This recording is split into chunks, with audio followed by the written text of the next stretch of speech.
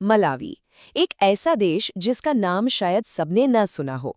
जब हम इसका नाम सुनते हैं तो हो सकता है जहन में विशाल झीलें या ऊंचे पहाड़ आए, लेकिन इस देश की असली पहचान कुछ और ही है। तो चलिए आज अफ्रीका के इसी देश के दिल में उतरते हैं। मलावी को अक्सर अफ्रीका का गर्मजोशी भरा दिल कहा जाता है। और ये सिर्फ कोई टूरिज्म स्लोगन नहीं है, बल्कि ये वहाँ के लोगों के स्वभाव का एकदम सही आईना है। उनकी दोस्ती और मेहमान नवाजी, सच कहूँ तो वही इस देश की असली दौलत है। और इस देश के दिल में बसा है एक कमाल का ज्योग्राफिकल वंडर, मलावी झील। इसे कैलेंडर लेक भी कहते हैं। अब ऐसा क्यों? क्योंकि ये झील करीब करीब 365 मील्स लंबी है, यानी साल के दिनों के बराबर, और 52 मील्स चौड़ी, मतलब साल के हफ्तों के बराबर। है ना इसे याद रखने का एक मजेदार तरीका? तो इस विशाल झील के आसपास की जमीन कैसी है? देखिए, मलावी दक्षिण पूर्व अफ्रीका में एक लैंडलॉक्ड देश है। मतलब ये चारों तरफ से जमीन से घिरा हुआ है। इसके पड़ोसी देश हैं जाम्बिया, तंजानिया और मोजाम्बिक। और यहाँ की जमीन सही मायनों में विरोधाभासों से भरी हुई है। अगर हम मलावी के नक्शे को देखें तो इसे मोटे तौर पर 3 हिस्सों में बांटा जा सकता है। एक तरफ है ग्रेट रिफ्ट वैली, जो उत्तर से दक्षिण तक फैली है और इसी में मलावी झील भी है। फिर पूर्व की तरफ घुमावदार पहाड़ियां और पठार हैं, और देश के बीच और दक्षिण में दूर दूर तक फैले हुए मैदान दिखाई देते हैं। और हाँ, ये कोई छोटी मोटी झील नहीं है। ये अफ्रीका की तीसरी सबसे बड़ी झील है। इसका सारा पानी शायर नदी में जाता है, जो इस देश के लिए किसी लाइफलाइन से कम नहीं है। मलावी में सिर्फ जमीन के ऊपर ही नहीं, जमीन के नीचे भी बहुत कुछ है। यहाँ चूना पत्थर, यूरेनियम, कोयला और बॉक्साइट जैसे मिनरल्स मिलते हैं। और जाहिर है यहाँ के जंगल, यहाँ के वन्यजीव और झील में मिलने वाली तरह तरह की मछलियाँ भी एक बहुत बड़ा खजाना है। लेकिन देखिए, इन कीमती रिसोर्सेज के साथ कुछ बड़ी चुनौतियां भी जुड़ी हुई हैं। जमीन का कटाव और तेजी से कटते जंगल, ये आज देश की दो सबसे बड़ी चिंताएं हैं। और ये न सिर्फ वन्य जीवों के लिए बल्कि पूरे इकोसिस्टम के लिए एक बहुत बड़ा खतरा बन गई हैं। तो ये तो हुई जमीन और झील की बात, पर जैसा हमने बिल्कुल शुरू में कहा था, मलावी की असली पहचान यहाँ के लोग हैं। वही लोग जो इसे गर्मजोशी भरा दिल बनाते हैं। ये अलग अलग तरह के लोग ही इस देश की असली आत्मा हैं। तो यहाँ कितने लोग रहते हैं?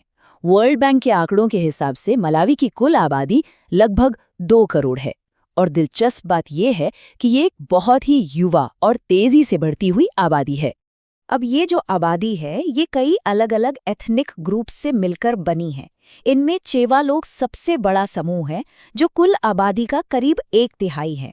इनके अलावा लोम्वे, याओ, गोनी और तुम्बुका जैसी कई और महत्वपूर्ण कम्युनिटीज भी यहाँ एक साथ रहती हैं। जब बात भाषा की आती है तो यहाँ 2 भाषाएं मेन हैं। एक है चिचेवा, जो यहाँ की नेशनल लैंग्वेज है, मतलब ज्यादातर लोग यही बोलते और समझते हैं। और दूसरी है इंग्लिश, जो ऑफिशियल भाषा है, जिसका इस्तेमाल सरकारी कामकाज और पढ़ाई लिखाई में होता है। मलावी में धर्म लोगों की रोजमर्रा की जिंदगी का एक बहुत अहम हिस्सा है। ज्यादातर लोग ईसाई धर्म को मानते हैं, लेकिन यहाँ एक अच्छी खासी मुस्लिम आबादी भी रहती है। और एक और ख़ास बात यह है कि यहाँ चर्च सिर्फ पूजा की जगह नहीं है, वो अक्सर स्कूल और दूसरी ज़रूरी सेवाओं के सेंटर की तरह भी काम करते हैं। किसी भी कल्चर को समझने का एक बेहतरीन तरीका है वहाँ का खाना, और मलावी का खाना वहाँ की खेती और ग्रामीण जिंदगी की सीधी साधी झलक देता है। मतलब खाना सिंपल है लेकिन स्वाद से भरपूर। तो मलावी की थाली में होता क्या है? सबसे पहले तो नजीमा। ये मक्के का एक गाढ़ा दलिया जैसा होता है और वहाँ का स्टेपल फूड है। इसे मवानी जैसे स्टू के साथ खाते हैं। फिर थोबवा नाम का एक पौष्टिक ड्रिंक है। और हाँ, मंदाजी एक बहुत पॉपुलर स्नैक है, जो हमारे यहाँ के गुलगुले जैसा लगता है। अच्छा, खाने पीने की बात तो हो गई, अब जरा इतिहास के पन्ने पलटते हैं। आज जो मलावी हम देख रहे हैं वो यहाँ तक पहुँचा कैसे?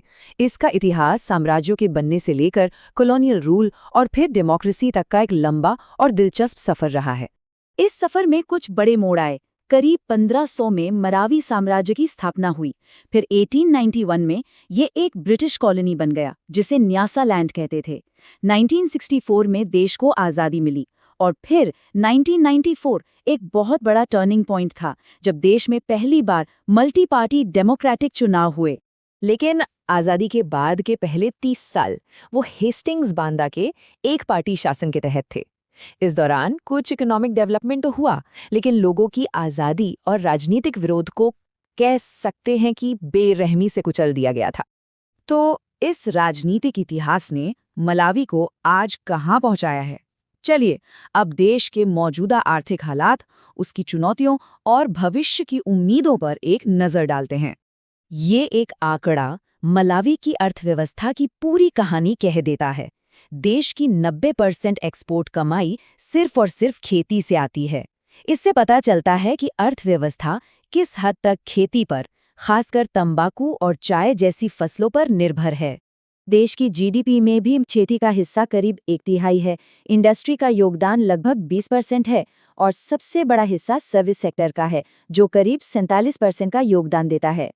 लेकिन खेती पर इतनी भारी निर्भरता के बावजूद एक कड़वी सच्चाई ये है कि देश की आधी से भी ज्यादा आबादी गरीबी रेखा से नीचे जी रही है, और यही मलावी के सामने आज सबसे बड़ी चुनौती है।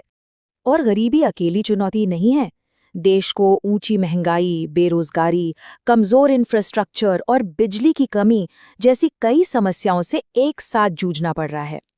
और इन सब के ऊपर से बार बार पड़ने वाला सूखा वो खेती पर टिकी अर्थव्यवस्था के लिए एक बहुत बड़ा खतरा है। तो इन चुनौतियों से निपटने का रास्ता क्या है? सरकार का लक्ष्य एक ज्यादा मजबूत अर्थव्यवस्था बनाना है। इसका मतलब है खेती पर निर्भरता कम करना, मैन्युफैक्चरिंग और सर्विस सेक्टर को बढ़ाना, शिक्षा और स्वास्थ्य को बेहतर करना और देश के बुनियादी ढांचे को मजबूत करना। और ये सब हमें इस आखिरी और सबसे बड़े सवाल पर ले आता है। मलावी में जबरदस्त पोटेंशियल है, इसके लोग, इसकी जमीन, इसकी खूबसूरती, लेकिन चुनौतियां भी उतनी ही बड़ी हैं। सवाल ये है कि क्या अफ्रीका का ये गर्मजोशी भरा दिल इन मुश्किलों से पार पाकर अपने लोगों के लिए एक बेहतर, एक खुशहाल भविष्य बना पाएगा? इसका जवाब तो शायद मलावी के लोग और आने वाला वक्त दोनों मिलकर ही लिखेंगे।